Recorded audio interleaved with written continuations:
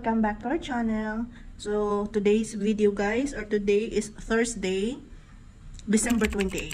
So today is the day guys. Gusto ko lang i-film tong araw na to na this is it guys. Ito na yung judgment.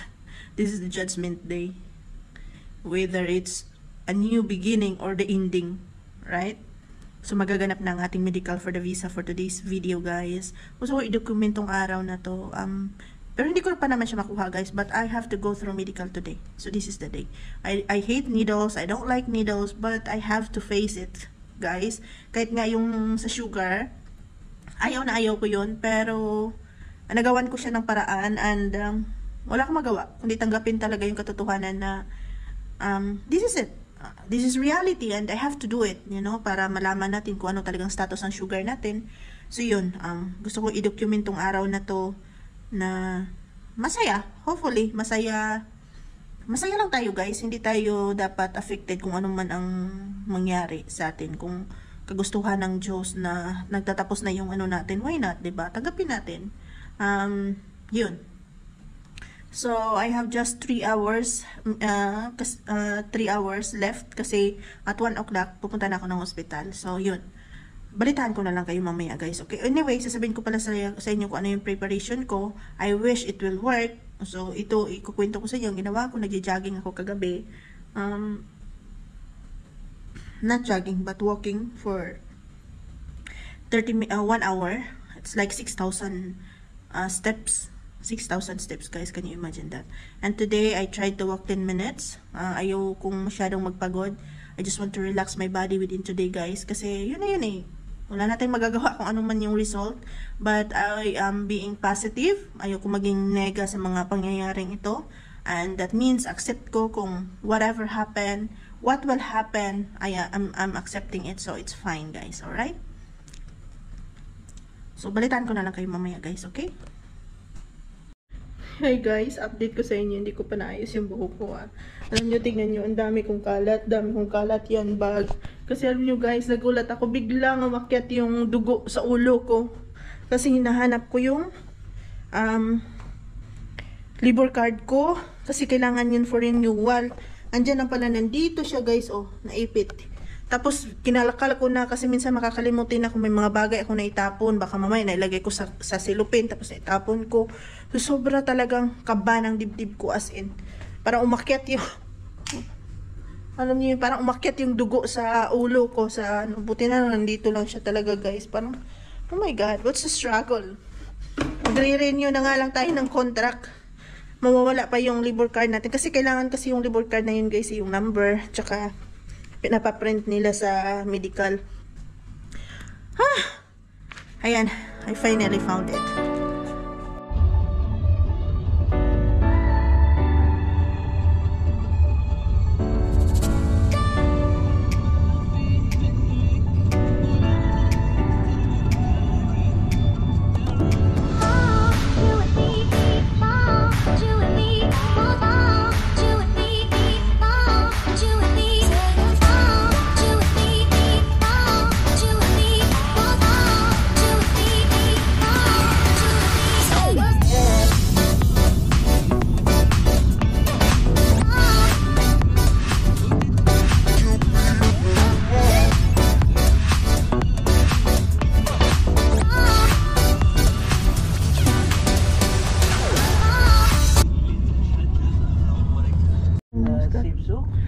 I will tell you, just go straight.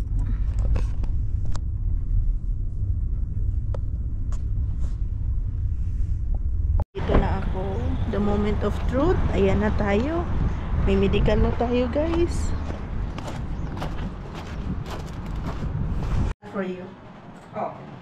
So guys, I'm here already. This is it. I'm so scared. Oh my goodness.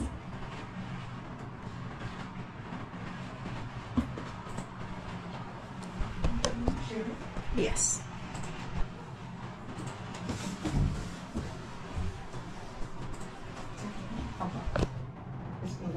This one?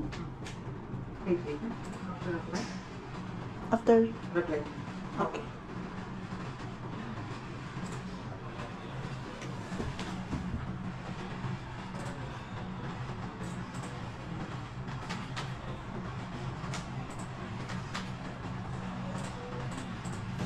The result will be on Sunday. Yes, yes.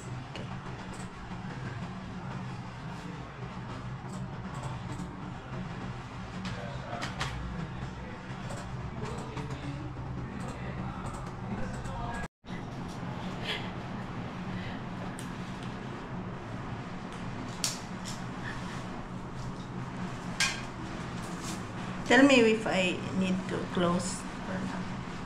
Fine.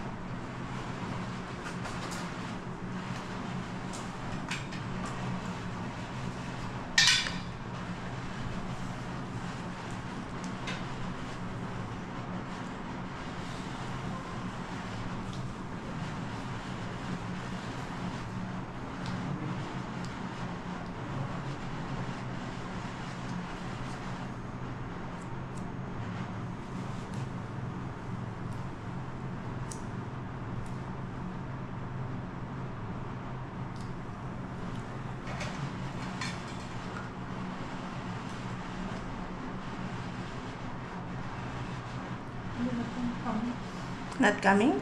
Ah, okay. Shall I open my hand or no? No, so same. Yes. Tight.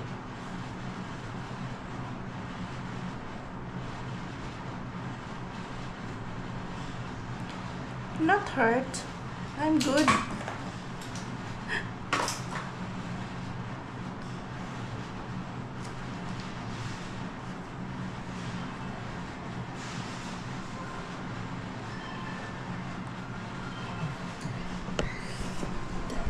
So good. So yun guys, tapos ko talaga, as in I'm so brave.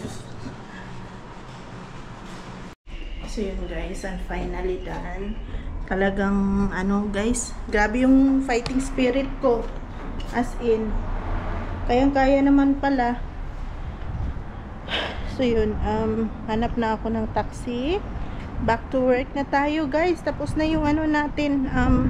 Babalik ako dito by kailan ba? Sunday. Sana magiging okay tayo, cross fingers. At kung may problema man, magawa ng paraan. So yun guys, sa lahat ng nag-abroad, wait, dami pala dito. Bibili din ako dito ng halaman pagbalik ko. So sa lahat ng nag-abroad, just be brave. Hindi ko nyo kailangan na matakot. Kailangan nyo lang maging matapang sa buhay guys, para malagpasan yung mga bagay-bagay, 'di ba? So yun hanap tayo ng dito taxi. Sobrang init guys, pero naman ngayon, winter.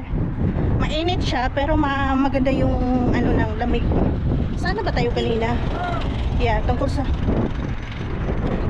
OFW. Yun, kailangan nyo lang maging matapang guys. Kaya nyo yan. Alam ko hindi ako ang nag-iisa sa ganitong sitwasyon. Alam ko kayo din nakaka-relate ng mga nag-abroad. Kakayanin natin para sa family natin. So let's go guys!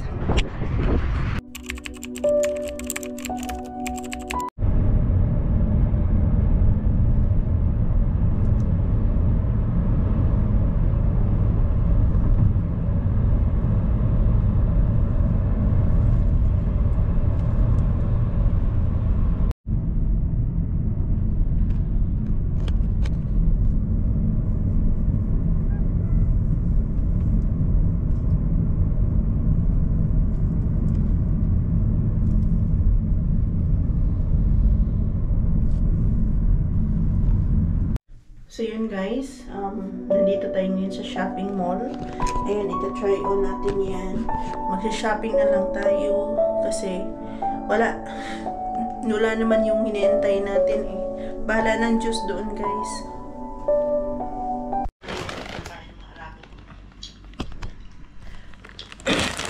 Welcome back people!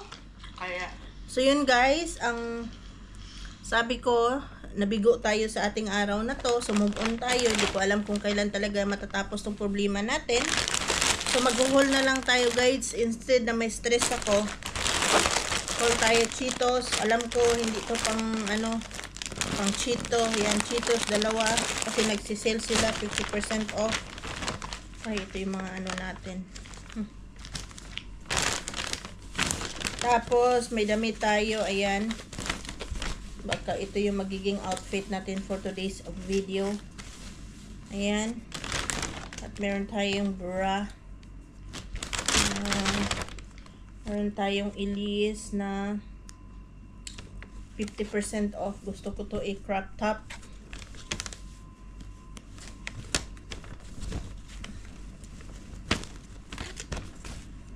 Crop top sila. Ayan. Tapos may dalawa tayong pang work. Ayan. At ito. Ayan, pang work. So, yun lang. Susukat ko na lang to guys. At i-close na din natin tong vlog na to. Babalitaan ko na lang kayo kung ano man ang mangyayari sa ating medical, sa ating visa. Kung makakapagtrabaho pa ba tayo or hindi. Only God knows. So, antayin natin yon. Huwag tayong ma-stress kasi minsan pag na-stress tayo, mabubuang tayo. So, yun guys. Thank you for watching. Happy New Year everyone. Bye!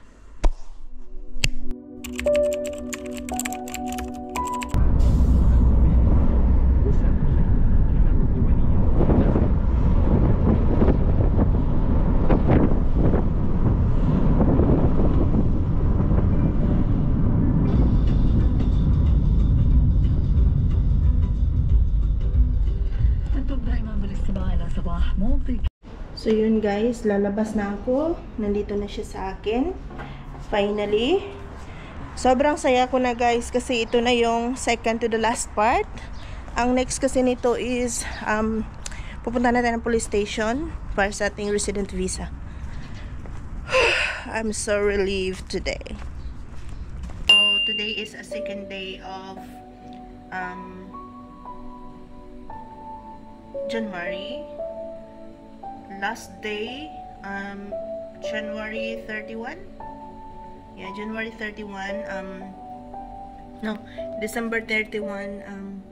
I went there, but the new visa now is just iba na sila ngayon, guys. Yung process ng visa nila iba na kasi kailangan lang i-forward doon sa MOH, and then MOH will approve, tapos balik doon sa medical, at by approval pwede mo nang kunin. So it happens today.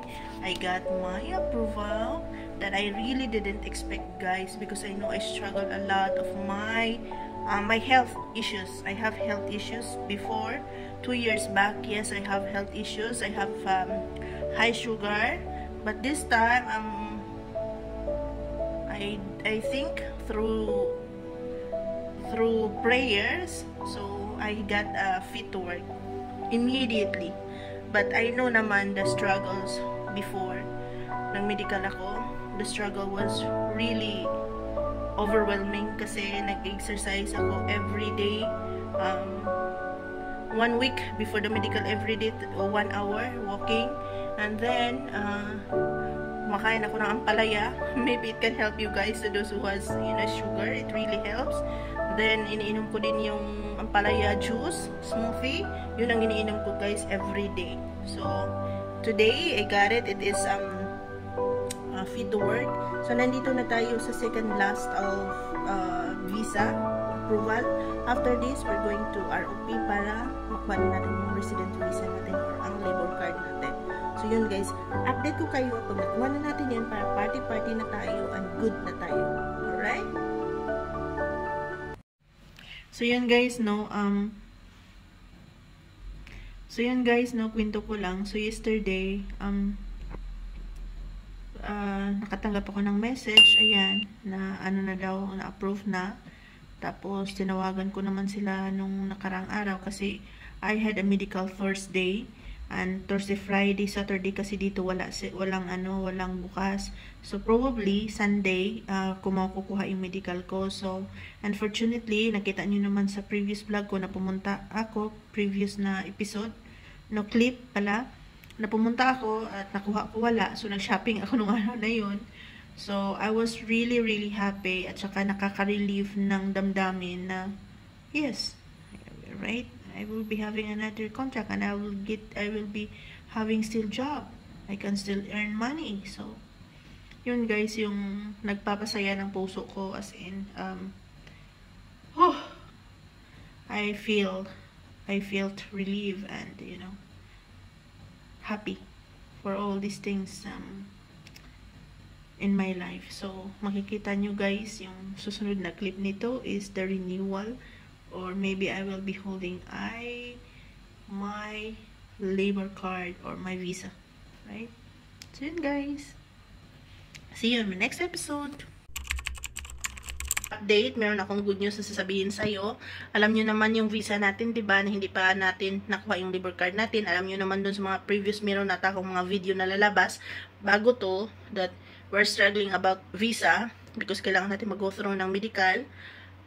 Yun, finally,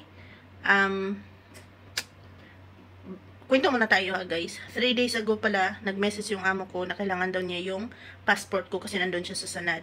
Dati kasi, after your medical, gora ka na diretso sa ROP or sa Royal Police ng visa para i-release yung labor card mo. So, this happened, hindi siya pwede. So, kailangan muna nilang dumaan ng Sanad, mag-online ka doon. Sanad means Service Center. Yan dito ng kahit anumang legal documents na kailangan mo dito sa loob ng Muscat, like contract, legal documents for expiry or even sa kanilang local. Basta may mga kailangan silang ipapatype. So, yun yung Sanad or Service Center. Okay? Parang sa atin sa Pilipinas, parang barangay. Parang, if you need barangay clearance, so, yun yung sila. Parang, so, yun nga, balik tayo. Dami ko na naman chika. So, yun. Medyo, nag-loss ako ng hope. Pero, mabait talaga yung Diyos, alam mo. Kasi, kinakabahan ako, guys. 15 days na ako dito sa bagong lugar na to. Nagsettle ako, kahit alam ko na wala akong labor card. So, I'm just praying for the best. And then, finally, today, I got a message from my boss that we have to go the ROP to get a labor card. Supposedly tomorrow because she's busy. So, we'll be on Tuesday. So, finally guys, all papers are done. Ang gagawin na lang natin, magpa-picture tayo doon, ang maganda tayo, mag-makeup talaga ako yan guys. Para maganda tayo sa ating labor card. Papakita ko sa inyo pag mahawakan ko na yun. So, yun nga, so by Tuesday, update ko kayo kung ano ang mangyayari sa araw na yun. Kasi ito lang talaga yung makapaghang sa akin. Kasi after this, kailangan nating mag-move on at kailangan nating may gagawin ulit tayong plano sa buhay natin. So, update ko kayo guys. It's good news. And tomorrow is 15. So, 16, we're going to take our labor card. Alright? Sana masama ko kayo. Pero I'm sure, hindi. Bigyan ko lang kayo siguro ng sneak peek or I don't know what will happen. Kasi alam na dito guys, pagdating sa mga pulis, bawal na bawal ka talaga mag-take ng photo, picturean sila. It's really not allowed. So for sure hindi natin gagawin yan kasi makukulong tayo. Siguro mag-story time na lang tayo after that at yung labor card ko baka may pakita ko sa inyo. So yun guys, update ko na lang kayo by 16th of January.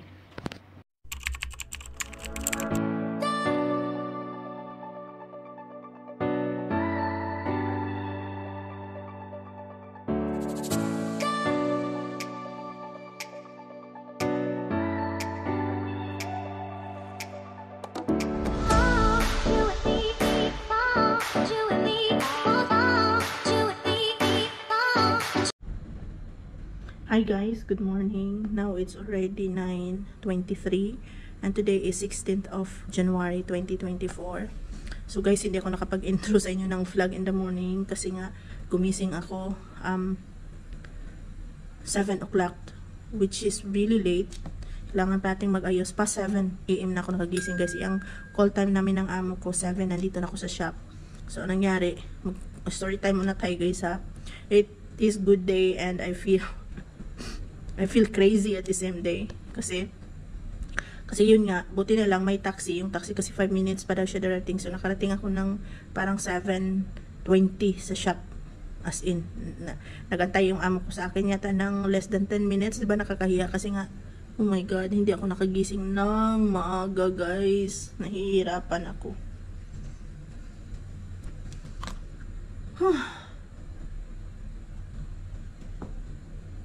Nahihirapan ako missing. Pero the good news guys is yun na, nag-alis kami ng 7, 8, 9, so 2 hours kami doon. At ito pa hang nangyari 7:30 na bukas na yung ROP kung saan yung renewal ng visa. So ang nangyari, ang daming tao, parang ayaw pa kami i-accommodate. Parang meron silang limit lang ba na pwedeng ipapasukin, parang 1,000 lang. And The bad thing is, nag-exceed na yata ng 1,000. So, puti na lang, mabait yung kinausap ng amo ko, yung officer. So, binigyan kami ng chance. Pero ang tagal ng hintay namin, 2 hours. Can you imagine that? So, yun. Finally, guys, I have this. Yes, andyan na yung labor card ko. I'm done. Ang asikasuhin na lang natin yung process ng ating contract. Kasi yung contract at saka i-register natin doon sa embassy, sa Philippine Embassy. So, yun lang naman, guys. Thank you for watching.